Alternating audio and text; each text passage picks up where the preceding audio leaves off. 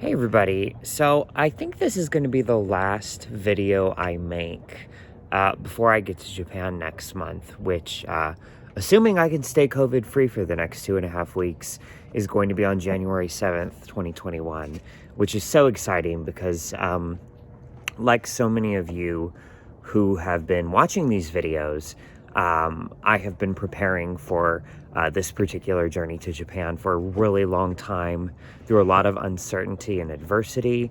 And it's exciting. It's bittersweet too, of course. You know, I'm here outside of St. Louis, Missouri, where my family lives. And this is actually the longest I've spent here since I first left almost 20 years ago.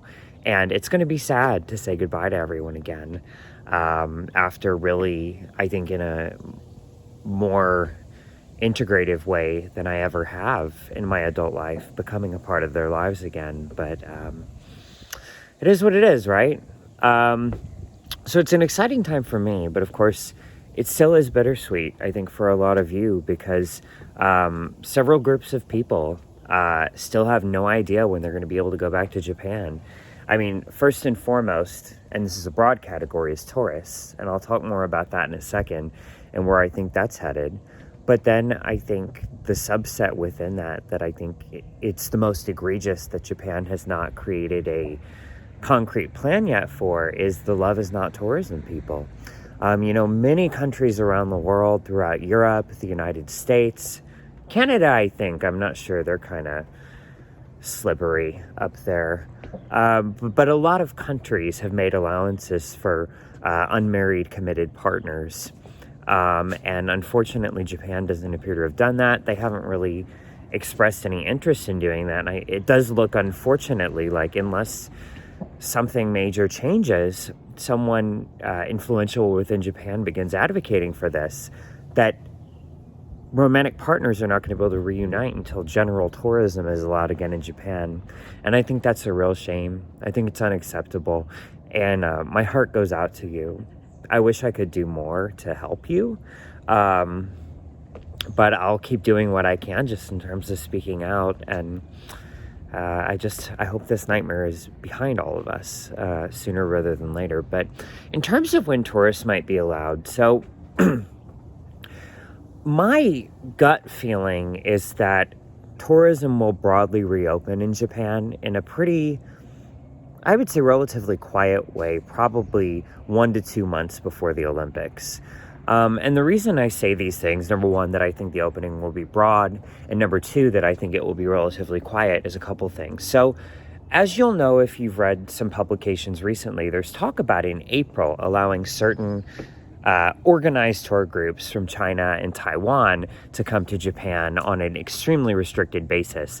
And I'm talking like a North Korea restricted basis, like, only staying within your own private transport, essentially being quarantined for the entire time you're there, only able to go to certain cities and certain attractions within them, and really not traveling as I think I consider travel to be, or most of you would.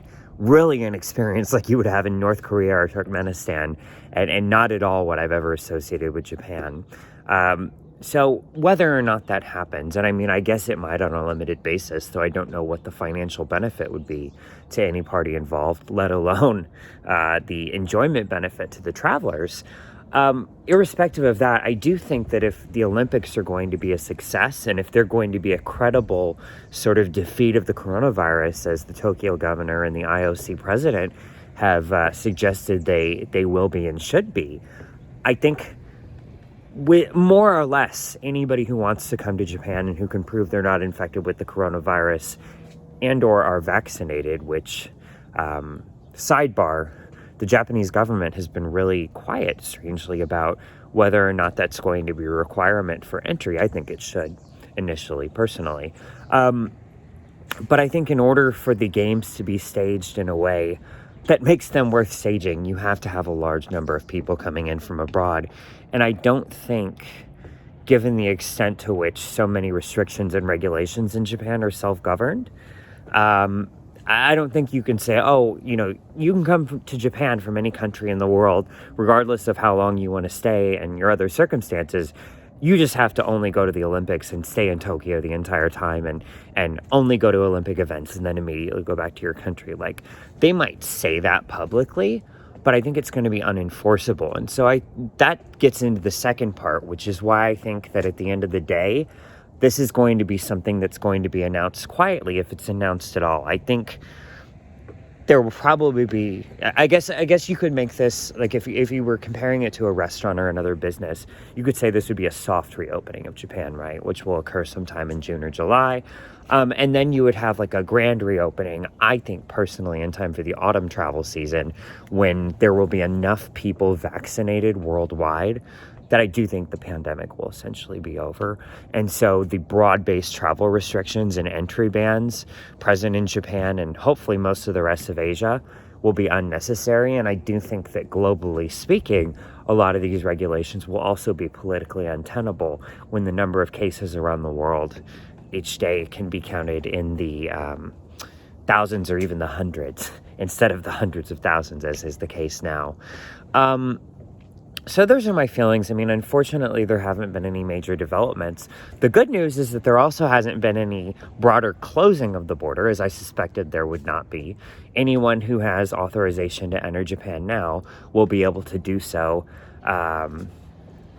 whenever they want. And in fact, there have been some minor loosenings. I'm sure some of you have seen how, in Tokyo anyway, they have started dedicated bus and train transit from Narita and Haneda airports into the city for travelers, which is really good. There have been talks about decreasing the quarantine period to 10 days from 14 days, although I haven't seen any concrete steps taken to make that happen. And it does seem like the overall trend from the Suga government, which for how much Japanese people don't really seem to like the job he's doing, I think he seems to be a pretty pragmatic guy and is kind of taking a look at the 35,000 foot view instead of just monomaniacally focusing on the coronavirus like so many Western leaders have done, and indeed other leaders elsewhere in Asia. But I think the trend is toward greater reopening, which is why I do think that by the middle of next year, and certainly by the third or fourth quarter, anybody who wants to visit Japan and who can prove they're not infected with the coronavirus will be able to do so.